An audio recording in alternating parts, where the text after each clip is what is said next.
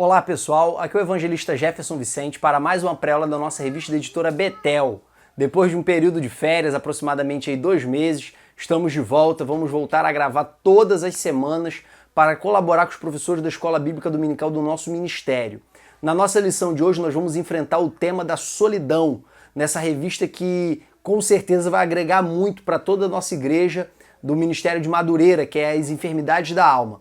Como foi visto na lição 1, as enfermidades da alma, elas não podem ser confundidas com possessão demoníaca. Nós somos compostos, irmãos, de corpo, alma e espírito. O espírito, ele tem suas próprias enfermidades, que são as possessões demoníacas. A alma tem suas próprias enfermidades, são as síndromes e os transtornos.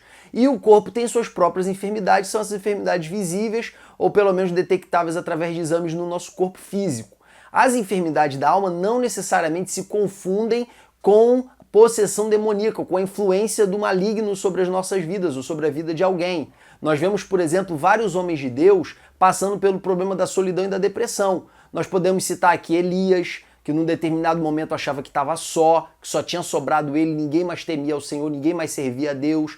Nós vemos Jonas passando também por esse sentimento meio que depressivo, um sentimento de solidão também, ele quis se isolar. Nós vemos também Jó. Jó não podemos dizer que ele estava com sentimento de solidão, mas podemos dizer claramente que ele estava com alguns sintomas de depressão, estava amaldiçoando o dia do seu nascimento e dando todos os indicadores que ele abominava a sua própria existência. Então todos esses homens de Deus, eles passaram por essas dificuldades. Da mesma forma, nós vamos encontrar no Novo Testamento Jesus se sentindo profundamente só no momento do Getsemane.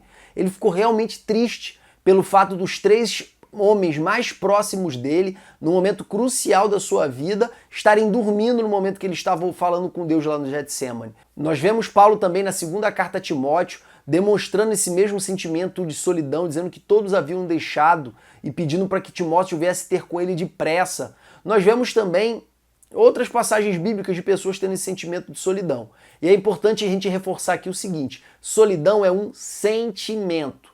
E aqui eu não quero antecipar um assunto que vai ser exposto pela psicóloga Luísa. A psicóloga Luísa, irmãos, é uma pessoa de nossa extrema confiança, ela atua profissionalmente na área, ou seja, ela não é só formada em psicologia, não, ela atende clinicamente. Alguns amigos nossos, uma pessoa da nossa própria família, se consultou com a Luísa e ficou realmente encantado com a sabedoria da Luísa. E eu fiz o convite para a Luísa para estar externando para nós aqui no canal EBD Betel acerca dessas enfermidades da alma. Por coincidência, eu descobri que ela é amiga do comentarista da revista. Eles já trabalharam juntos e já formaram juntos um curso de psicologia eclesiástica. Ele, ela e mais uma psicóloga. E ela é uma pessoa extremamente gabaritada que vai estar abordando aqui o tópico 1 de todas essas nossas exposições, da lição 2 à lição 13, que é a enfermidade da alma em si. E depois, nos tópicos 2 e 3, eu vou estar desenvolvendo a parte bíblica sobre o assunto. Então não deixe de ouvi-la, as informações sobre ela estão aqui na descrição do vídeo, caso você queira entrar em contato com ela. No mais, segue a Luísa para vocês. Meu nome é Luísa Nóbrega, eu sou psicóloga e a convite do Jefferson, que tem esse canal, eu vou estar participando com vocês de alguns desses vídeos falando sobre as enfermidades da alma, os problemas emocionais, sobre a visão psicológica disso. Eu espero poder ajudar um pouco mais durante esse período para que vocês possam pensar sobre vocês e sobre as pessoas que vocês se relacionam. Bom, o tema de hoje é solidão. Solidão, o que é a solidão? Solidão é quando eu estou sozinho por incapacidade de estar acompanhado. Porque quando eu estou acompanhado, quando eu estou sozinho ou acompanhado por escolha, é uma decisão. O que é algo que não é, que eu posso entender que é uma doença psíquica. É quando eu não posso escolher. Quando eu estou vivendo um momento que eu sinto que eu não consigo sair daquilo. É quase como um labirinto. Então, uma pessoa solitária, de forma negativa, é quando ela está ficando daquela forma porque ela se sente insegura de se aproximar das pessoas, quando ela se sente rejeitada, quando ela se sente com baixa autoestima, quando ela está numa tristeza profunda, quando ela tem elementos que fazem com que ela não se sinta em condições de estar com outras pessoas e se feche, literalmente ela se fecha. Porque a solidão também tem uma outra faceta. Às vezes a pessoa fica tão sozinha, porque ela também não faz um movimento de se integrar com outras pessoas. E ela está sedenta de encontrar alguém para se integrar. E quando ela não consegue isso, ela se fecha. Mas de repente surge uma oportunidade, às vezes ela se lança sem nem pensar quem é esse grupo. Ela às vezes se une com pessoas por carência. E isso também é muito perigoso, porque ela pode ficar vulnerável a influências negativas para a vida dela, a coisas que ela não considera, que ela não gostaria de ter na vida dela. Então, assim, vamos separar uma coisa que eu acho que vai ajudar bastante a gente entender o processo de solidão e solitude. A solidão, ela leva a pessoa a um estado que ela não gostaria de estar, mas ela não vê saída para estar diferente. Ela está como se aprisionada naquele estado. Ela está dependendo de um movimento externo que muitas vezes ela nem aceita para sair daquele estado. Ela pode também se isolar porque ela não vê mais propósito na vida. Ela pode se isolar porque ela acha que não adianta ela estar perto com as pessoas, porque nada vai dar felicidade para ela. E ela pode fazer isso durante muito tempo da vida dela. Por isso que é importante também a gente estar de olho nas pessoas que estão à nossa volta e que muitas vezes se isolam. Uma coisa também que a gente precisa lembrar é que a gente tem vivido um momento muito sério de muitas pessoas que têm se suicidado. E essas pessoas que se suicidam, elas muitas vezes passam por estados de solidão, sozinhas ou acompanhadas. Por que acompanhadas? Porque existe a solidão nas multidões. Às vezes a pessoa está com um monte de gente, ela está participando de festa, ela está até rindo, brincando, mas quando ela chega em casa, ela se agarra no travesseiro e chora. Porque ela se sentiu sozinha o tempo todo. Existe também a solidão nos casamentos. Existe a solidão real, que é quando às vezes num casamento o casal está junto, mas cada um está fazendo suas coisas e não se encontram dentro de casa, não tem momentos a sós. Mas existe também a solidão do casal junto, mas que não tem nada para compartilhar, que tem vidas tão separadas, tão independentes, que acabam não tendo o que compartilhar entre eles e estão casados porque dizem estar casados. E muitas vezes isso dura anos uma relação. E para que isso mude, é preciso que pelo menos um dos dois tenha essa consciência e resolva fazer uma mudança nesse processo. Uma coisa que vocês vão ouvir muito falando aqui é que existe uma divisão de papéis que precisa ser clara na vida da gente. Ou a gente escolhe ser vítima ou a gente escolhe ser vitorioso. E quando a gente escolhe ser vítima, nada na vida pode dar certo. Quando a gente escolhe ser vitorioso, nada na vida pode dar errado. Mas Luísa, você está dizendo que nada vai dar errado? Não, eu estou dizendo que a minha visão vai ficar diferente. E mesmo quando eu ver uma situação negativa, eu vou olhar ela como positiva, vou tirar um proveito. Então, por exemplo, eu fui para uma festa e eu lá estou me sentindo sozinha porque eu não conheço ninguém. Essa é uma solidão real. Mas eu fui sozinha e não conheço ninguém. Sair da festa sozinha e sem conhecer ninguém é uma decisão minha. E eu posso, naquele momento que eu percebo isso, fazer um comentário com alguém sobre um docinho, sobre um salgadinho, sobre alguma coisa, sobre o tempo, que é o que mais as pessoas falam, e eu posso mudar aquele estado de solidão. Eu posso começar a interagir e até descobrir pessoas interessantes. Então, a solidão nesse momento mostra para mim que eu posso escolher. Eu posso escolher ficar com ela ou gerar uma nova situação na minha vida. Agora, como eu falei com vocês, a solitude já é outro negócio. E a solitude é um momento importante nas nossas vidas. Por quê? É o estar sozinho por escolha. E quando eu estou sozinho por escolha, eu não estou só, eu estou comigo mesmo. comigo mesma, eu estou convivendo comigo. Eu estou lendo um livro, eu estou assistindo alguma coisa, eu estou meditando num texto, eu estou organizando minha vida, eu estou repassando os momentos da minha vida, eu estou decidindo o que fazer, eu estou me organizando internamente para uma nova etapa. E aí a solitude é algo bom. Tem momentos na vida que a gente vai passar por ela, porque a gente também precisa passar um tempo de organização interna. Por exemplo, uma pessoa que perde um ente querido, ela vai ter uma questão de passar por um momento de luto. Seja por uma separação, seja por uma morte, ela precisa passar pelo momento de luto. Esse momento de solidão é positivo, porque ela precisa entender essa mudança de vida. E essa solidão pode durar às vezes meses ou até um ano. Mas se isso perdura por mais de um ano e ela continua fechada, aí sim a gente tem uma situação negativa de solidão. Porque ela não deu tempo de elaborar e voltar ao convívio das pessoas. Ela fechou na solidão. Então, a solidão é um momento de se renovar. Mas se for de se esconder para ficar cada vez menorzinho e menorzinho, não é bom. Eu lembrei, enquanto eu falava com vocês agora, sobre a história da águia. A águia, ela passa 40 anos, se não me engano, que ela vai vivendo com as garras dela, com o bico e tudo, só que ela vai envelhecendo. E aí, quando ela faz cerca de 40 anos, ela se isola.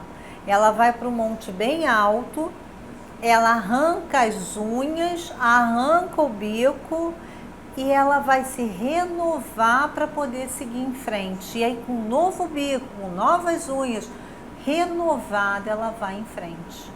Então, comparando com a águia, tem momentos positivos de solidão, em que eu vou me renovar para uma nova etapa.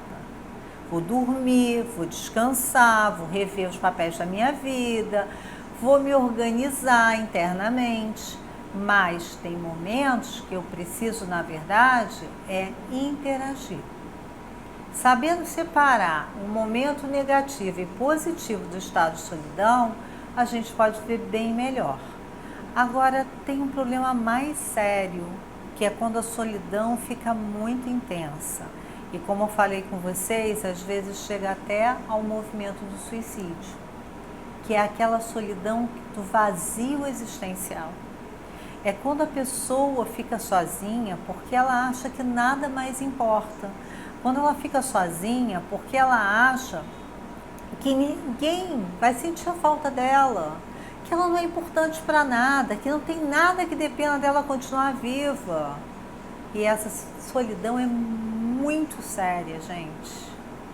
É muito séria mesmo. E é importante a gente observar se a gente conhece pessoas que passam por isso, para acompanhar o processo delas e buscar estimular para que elas entendam a importância que elas têm no mundo, na vida e para as pessoas. Porque se a pessoa chega ao vazio existencial, ela tem uma sensação que nada mais completa, que nunca mais vai se encher, que nada vai ter sentido. E infelizmente muitas pessoas decidem não só se isolar, mas decidem acabar com a própria vida. Então, antes que isso aconteça, é o nosso papel também identificar e ajudar essas pessoas a entender que elas têm um papel no mundo, que elas são importantes, porque senão elas vão definhando nesse processo solitário, porque elas não entendem o verdadeiro papel da existência delas. Agora, o que eu tenho observado no consultório é que muitas vezes tem pessoas passando por esse processo de vazio existencial, não só por timidez, autoestima baixa ou por dificuldades de relacionamentos sociais. Mas sabe por quê? Por falta de limites. Parece meio absurdo falar dessa forma, mas existem pessoas que o que acontece é o seguinte: elas não aceitam críticas, elas não aceitam frustrações, elas não aceitam limites. Então, o que acontece? Ela chegou num grupo, alguém falou, exemplo, um posicionamento político, religioso, de futebol, que ela discorda, ela já se isola.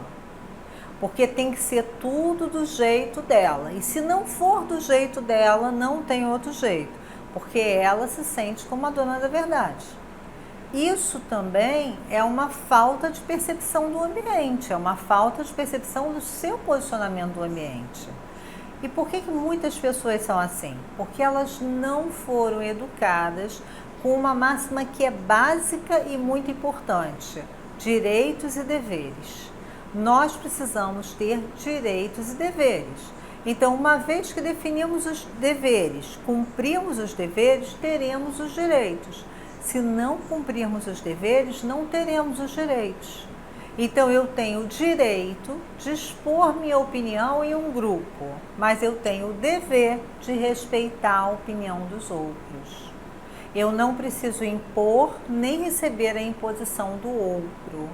E pessoas que entendem isso na sua vida no dia a dia, não entendem no meio das suas relações pessoais que o posicionamento divergente é uma agressão a elas mesmas. Elas só entendem como uma posição diferente. Quando a pessoa não tem essa resistência à frustração, a ter um pensamento diferente, que ela foi uma pessoa criada com muitas vontades, com muitas liberdades, ela acaba levando para o pessoal posicionamentos ideológicos de outras pessoas. Eu gosto muito da frase que fala que pessoas inteligentes não discutem pessoas, elas discutem ideias, porque as pessoas elas respeitam. Você pode ser diferente de mim, pode pensar diferente de mim, mas eu posso respeitar você, eu não preciso me isolar de você. Agora, eu também posso escolher você não ser uma pessoa tão próxima a mim, porque nós não temos tantas afinidades. Mas o fato de não ser tão próximo pode ser também não se tornar um inimigo. E isso é maturidade emocional que vai fazer com que a pessoa lide com isso. Enfim, eu acho que a questão-chave é a gente entender a importância que tem de nós nos relacionarmos. E por que nós precisamos nos relacionar? Nós vivemos em sociedade, somos diferentes e é indispensável a diferença para o aprendizado. Conviver com pessoas diferentes de mim me ajudam a ver o mundo sobre outros pontos de vista e com isso me fazem crescer como indivíduo. Confrontos são positivos, conflitos não. E qual a diferença de um confronto para um conflito? No confronto, eu coloco a minha ideia e você coloca a sua. E eu aprendo uma nova visão e você também. No conflito, ninguém escuta ninguém porque cada um quer ganhar a discussão. E o que é bom nesse processo de confronto, de conhecimento, de reconhecimento, de interação com as pessoas, é que a partir desse movimento nós possamos crescer como indivíduos, descobrir as nossas dificuldades para superá-las e também descobrir as nossas potencialidades que às vezes num confronto, numa situação de dificuldade com o outro, nós descobrimos que somos capazes de coisas que nunca pensamos que seríamos. Por isso que é tão bom se relacionar. E tudo depende às vezes de um oi. O oi e um espírito aberto para desenvolver uma conversa e quem sabe o encontro e talvez mais encontros com pessoas que mesmo com divergências ainda assim podem ensinar e aprender na relação com você. Experimente sair do movimento da solidão, incentivar pessoas a sair do movimento da solidão e se achegarem às outras, porque socialmente nós somos mais fortes e vencemos os nossos medos, as nossas dificuldades e ajudamos os outros a vencerem as deles. E espero estar em breve aqui falando sobre um novo tema com vocês. Até logo! Obrigado, Luísa, pela sua participação. Esperamos vê-la novamente nas próximas lições. Vamos agora, pessoal, para o nosso tópico 2, que fala acerca do homem como um ser relacional. Nós vemos que Deus é um ser relacional. O nosso Deus ele é trino. São 3 pessoas que formam um só ser. todos os três com a mesma essência e interligados de tal maneira que podem ser chamados de um ser só, Deus, Pai, Filho e Espírito Santo. Então, desde a eternidade, quando eu falo desde a eternidade, eu falo antes do princípio. Antes de se iniciar toda a criação, ele já era Deus. Ele não tem começo e ele não tem fim. Ele é eterno. Nós somos perpétuos. Uma vez que nós nascemos, nós nunca mais deixaremos de existir. Deus, ele é eterno. Ele é infinito para trás e é infinito para frente. Então Deus, ele sempre foi um ser trino, um ser relacional, um ser que sempre teve profunda intimidade entre as três pessoas da Trindade. E esse Deus relacional, ele criou criaturas para ele também se relacionar. Uma dessas criaturas foi o homem. Adão, quando foi criado, era visitado todo final de tarde por Deus para conversar com Deus. Então esse Deus é um Deus relacional. E esse Deus, ao olhar para o homem e vê-lo interagindo com as árvores, com os animais, com o jardim, e também com o próprio Deus na virada da tarde, esse Deus percebeu que o homem tinha uma necessidade relacional um pouco mais profunda, que não podia se esgotar nesses relacionamentos que o homem já tinha. Então Deus olhou para o homem e disse: não é bom que o homem esteja só. Esse não é bom que o homem esteja só, ele tem um duplo sentido. Esse ser que eu criei, ele precisa de companhia. E esse ser que eu criei não precisa de qualquer companhia, ele precisa de uma companhia que o complemente. E nós vemos, irmãos, que quando Deus fez o homem ele foi feito incompleto. Porque tudo que Deus fez, se você ler lá o livro de Gênesis capítulo 1 e 2, você vai ver que tudo que Deus fez, ele completava com adjetivo. E viu o Senhor Deus que era bom. Porém, quando Deus olhou para o homem, ele disse: não é bom que o homem esteja só. Então o homem estava incompleto. Só que essa incompletude do homem, ela não era apenas a ausência de um amigo, senão Deus tinha feito, em vez de fazer Eva, teria feito Edom, um irmão para Adão. Deus poderia ter feito um primo, um amigo, enfim. Mas não, Deus fez uma adjuntora, alguém que lhe completasse, alguém que lhe fosse muito semelhante em quase todos os aspectos, diferente em alguns outros e complementares nessas diferenças. Então o homem é incompleto sem a mulher e a mulher é incompleta sem o homem. Ambos são muito parecidos, mas naquilo que se diferem, eles se complementam como duas peças de um quebra-cabeça. Então o homem ele tinha necessidade de uma companhia permanente, por isso essa característica do homem como ser relacional, e ele também tinha necessidade de uma complementação. Afinal de contas, quando Deus mandava o homem abrir o armário e pegar a vasilha, o homem não achava a vasilha. Não é possível. Deus falava: Adão, a vasilha está dentro do armário, e Adão não achava a vasilha.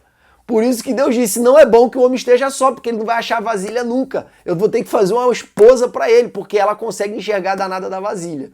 Então a mulher, ela é a resposta dessa dupla carência, a de complementação e a de companhia. Então, irmãos, o homem é um ser profundamente relacional, tanto porque ele foi feito à imagem e semelhança de Deus, tanto porque ele foi feito incompleto e ele depende dos outros. E quando ele não tem acesso aos outros por falta de opção, ele se sente extremamente mal por causa disso. Ficar longe dos outros por opção é muito bom. É o momento de você estar consigo mesmo, como a Luísa disse no tópico 1 dessa exposição. Porém, estar sozinho por falta de opção é péssimo. Nós vemos por exemplo de Jesus, quando ele queria falar com o Pai, quando ele queria orar, ele se destacava dos discípulos. Eles mandavam o discípulo atravessar o mar e ele ficava no monte orando sozinho. Nós vemos Moisés, quando ele queria falar com Deus, ele se distanciava do povo. Ou ele ia para o monte, ou ele ia para a tenda do encontro. Nós vemos que os homens de Deus, no momento de ter um relacionamento mais profundo com Deus, eles tinham que se isolar, eles tinham que se afastar. Então por isso que Jesus falava: quando você quiser falar com teu pai, fala com ele em secreto. Tranca a porta do teu quarto. Ou seja, se isole, esteja somente você e Deus, que é o momento de intimidade. Vamos agora, irmãos, para o nosso tópico 3, a solução. A palavra de Deus, irmãos, tem solução para o problema da solidão. E essa solução passa por 3 matrizes. A primeira delas é a família. Nós cremos que a família foi o primeiro conjunto de pessoas que Deus constituiu para estar ao nosso lado, nos amparando e servindo também como ferramenta de desenvolvimento pessoal. Ninguém se desenvolve plenamente sem uma família saudável. A família saudável é condição para o desenvolvimento pessoal saudável. Tanto é verdade que a maioria das pessoas que estão sentadas no divã de um psicólogo ou de um psicanalista estão ali por causa de conflitos que tiveram com seus pais, com seus irmãos, com seus familiares de um modo geral, traumas de infância. Então são essas questões relacionadas ao âmbito doméstico que mais trazem transtorno para as pessoas no que tange a traumas e problemas comportamentais. Então uma família saudável gera indivíduos saudáveis e gera uma sociedade saudável. E via oblíqua também gera uma igreja saudável. Então nós temos a ferramenta para gerar famílias saudáveis. Nós temos um padrão moral para o esposo, nós temos um padrão moral para a esposa, nós temos um padrão moral para os filhos. E nós cremos, irmãos, que se nós cumprirmos a palavra de Deus, nós vamos desfrutar das bem-aventuranças. O que são as bem-aventuranças, se não máximas de felicidade? A palavra bem-aventurado, tanto no Novo quanto no Antigo Testamento, se você puxar no original hebraico e no original grego, elas significam felizes. Então, quer o segredo da felicidade? Cumpre as bem-aventuranças, cumpre a palavra de Deus, cumpre os papéis que Deus designou para a sua vida dentro do seu relacionamento familiar, que você vai ver que a felicidade ela vai chegar. Então, irmãos, um desses princípios é até que a morte os separe. Esse princípio está consolidado na palavra de Deus de maneira muito clara em 1 Coríntios capítulo 7. Para o mundo isso é uma amarra, a aliança para o mundo é uma algema, o casamento para o mundo é uma prisão. Por quê? Porque na sociedade pós-moderna as pessoas querem a liberdade ao extremo, liberdade para se relacionar com o maior número de pessoas possíveis. O problema é que a pós-modernidade ela também traz um mal-estar. Segundo o Zygmunt Bauman, o mal-estar da pós-modernidade é a falta de segurança. Conforme nós nos relacionamos de maneira constante com um número gigantesco de pessoas, a gente não consegue aprofundar relacionamento com nenhum delas. E como a gente não consegue aprofundar os relacionamentos, a consequência prática disso é que a gente não tem uma segurança no momento de instabilidade da nossa vida. Então no momento que a gente está internado no hospital, não tem ninguém para visitar. No momento que a gente está mais necessitado financeiramente, não tem ninguém tão próximo que tenha esse afeto, esse carinho por nós, de desprender parte do seu rendimento para nos ajudar. Por quê? Porque a gente não construiu relacionamentos profundos, relacionamentos sólidos. A gente quer ser superficial para se relacionar com todo mundo, para no fundo, não precisar se relacionar intensamente com ninguém.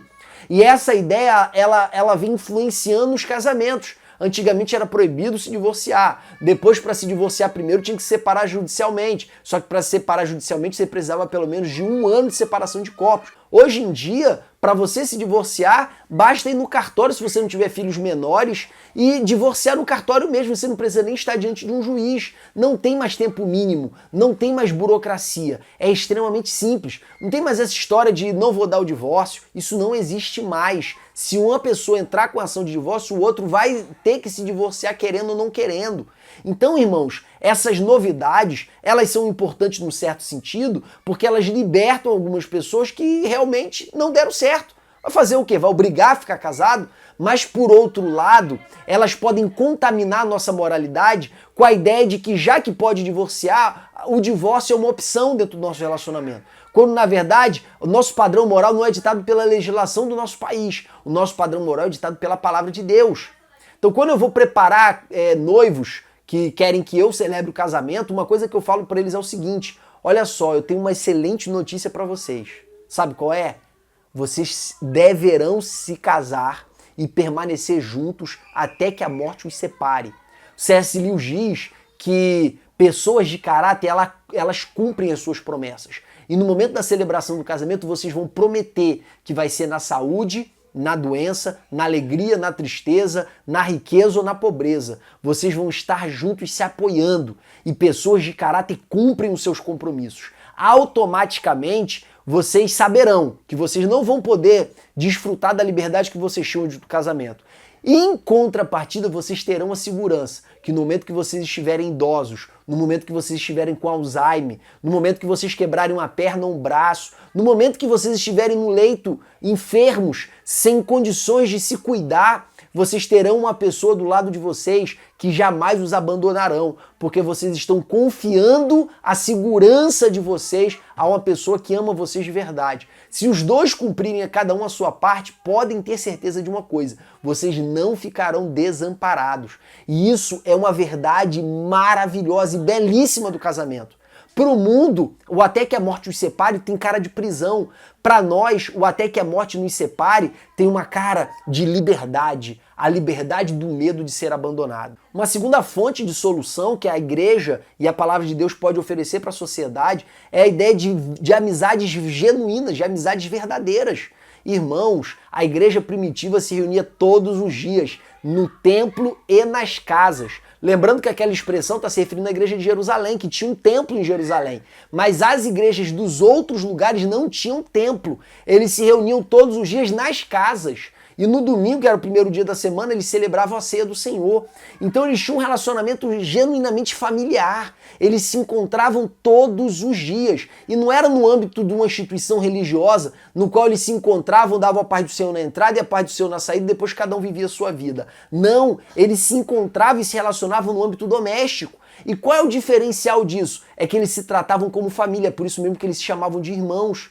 A palavra crente, ela tá 8 vezes na Bíblia, a palavra cristão 3. A palavra irmãos tem mais de 300 vezes. E eles não se chamavam de irmãos por mera formalidade. Eles se chamavam de irmãos porque eles se tratavam como irmãos, eles viviam como irmãos. Desde o discipulado de Jesus, que fez com que os 12 vivessem com ele como se fosse uma família só, em todos os lugares por onde eles iam, eles propagaram esse mesmo hábito e eles se encontravam todos os dias nas casas. Lembrando aqui que a igreja primitiva demorou 250 anos para constituir o primeiro lugar de culto que fosse exclusivamente de culto. Durante 250 anos eles só se encontraram nas casas. Ah, Jefferson, a igreja de Jerusalém que se encontrava no templo era um local público, como Paulo também em Éfeso se encontrava com seus discípulos na escola de Tirano, como na Grécia ele se encontrava na Ágora, e nos outros lugares ele tinha um encontro público, onde ele falava para uma multidão maior, e também nas casas para uma multidão menor, para um grupo menor. E a casa era a base do relacionamento. Então por isso eles se tratavam como uma família. Nós, infelizmente, perdemos isso, irmãos. O nosso relacionamento encontra no culto, sai do culto. Na Assembleia de Deus a gente ainda tem um diferencial. Como nós temos muitas atividades, muitos cultos, muitos trabalhos, as pessoas que estão envolvidas com o trabalho, elas acabam desenvolvendo esse vínculo. Mas as pessoas que não estão envolvidas com esse trabalho acabam ficando esquecidas. Isso é padrão na Assembleia de Deus, pelo menos nos lugares onde eu frequentei. As pessoas envolvidas com as atividades formavam elos belíssimos de amizade. As pessoas pouco envolvidas entravam e saíam, eram pouco notadas.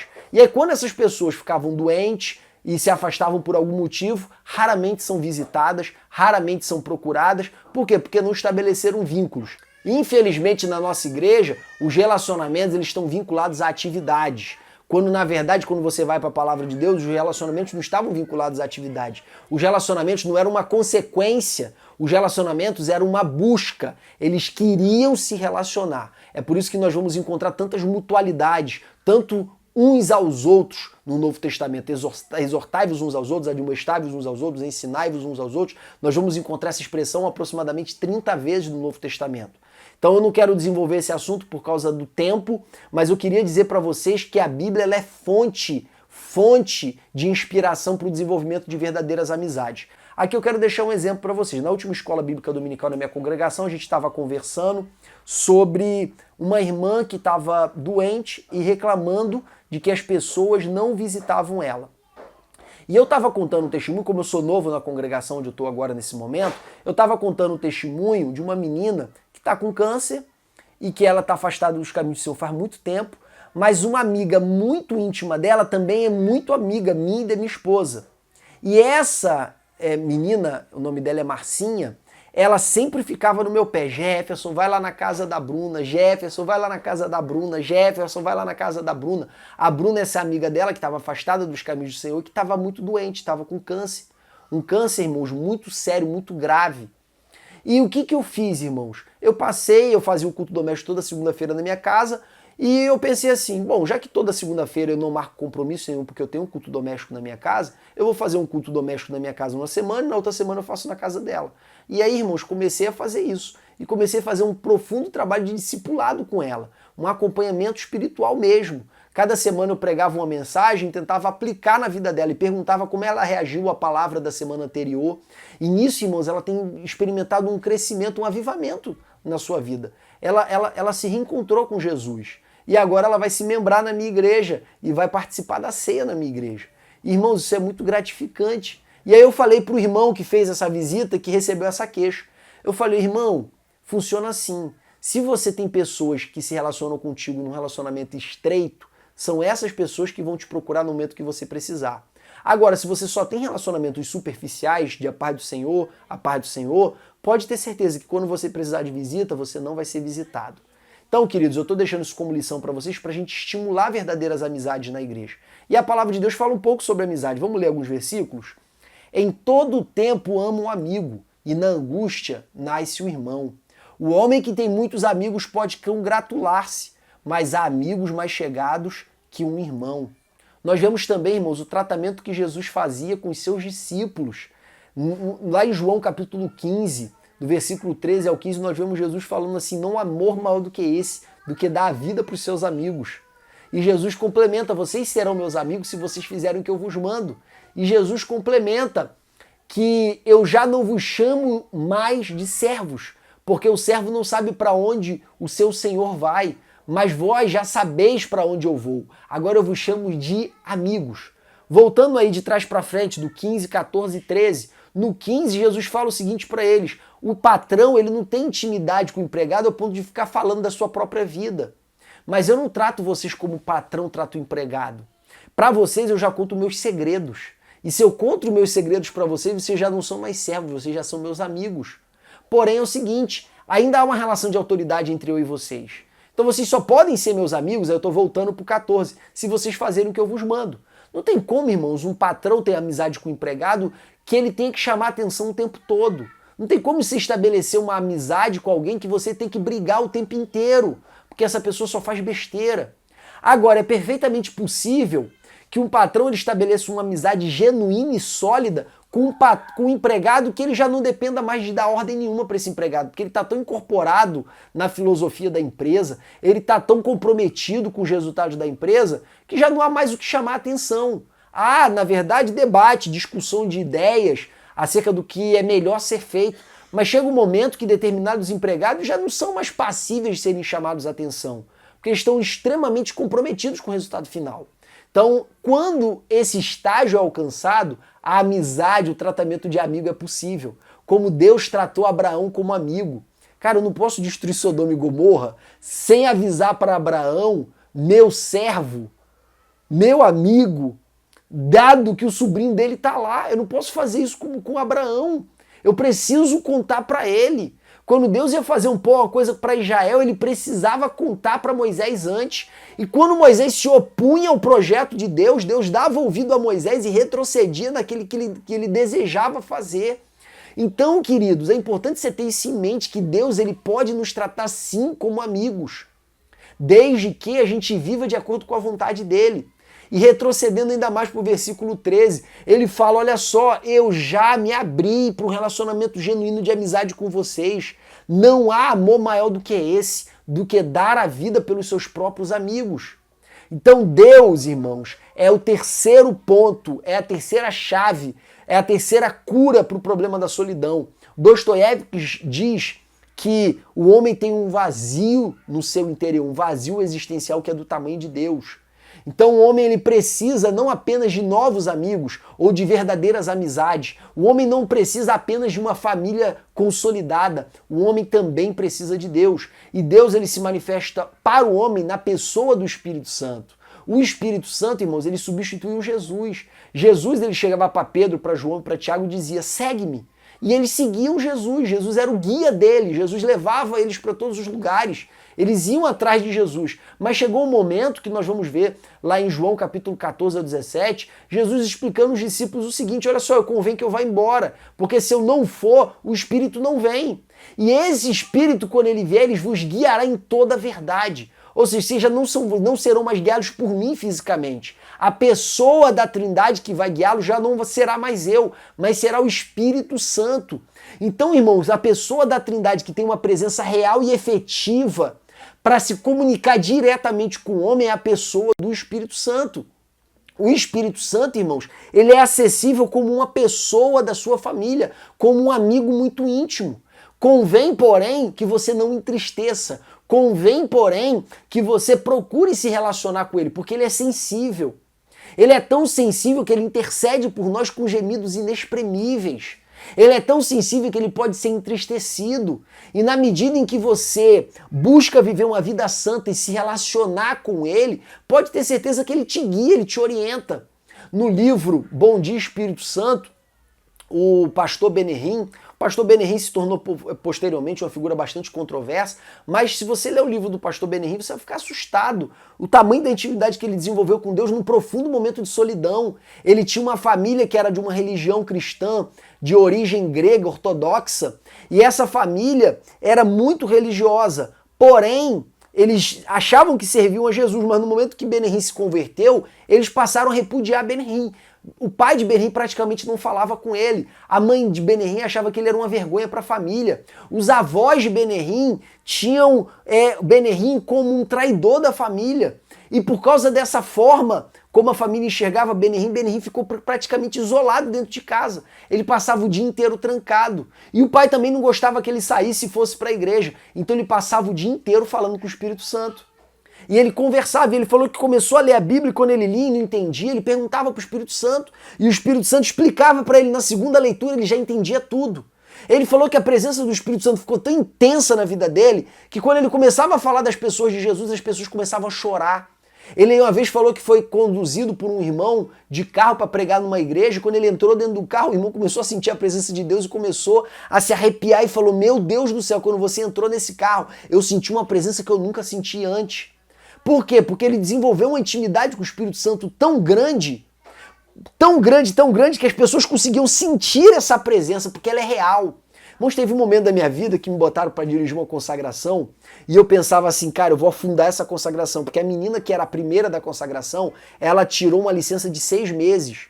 E Deus falou para ela que eu ia dirigir a consagração, só que tinha um problema. Deus revelava para ela tudo.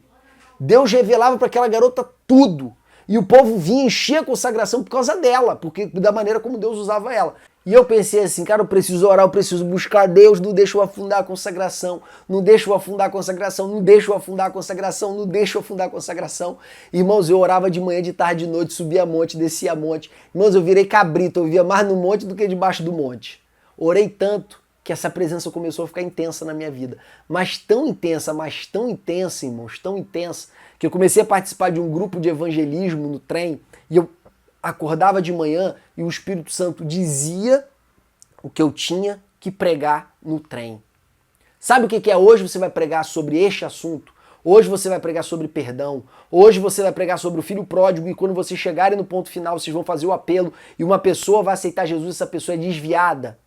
Você tem noção do que é isso? O Espírito Santo dizer para você as coisas. Teve um momento, irmãos, que eu ia fazer visita na casa das pessoas e as pessoas que com problema de relacionamento e uma pessoa trazia uma palavra de amor, a importância do amor, a importância da compreensão, a outra trazia uma palavra de fé, da restauração, da restituição e Deus, o Espírito Santo me dava palavras assim diretas. Eu olhava para a pessoa e falava: carrega a tua cruz e ai de te se soltar, vamos embora. E a pessoa ficava ali estatelada, impactada com uma frase. Por quê? Porque era a frase de Deus. Eu era a boca de Deus naquele momento. Então, essa intimidade, ela é desenvolvida. E você pode alcançá-la e as pessoas que estão ouvindo você podem alcançar também. E é interessante que Benihim alcançou essa intimidade no momento de maior solidão da sua vida, que na verdade ele usou o período da solidão para se relacionar mais profundamente com o Espírito Santo.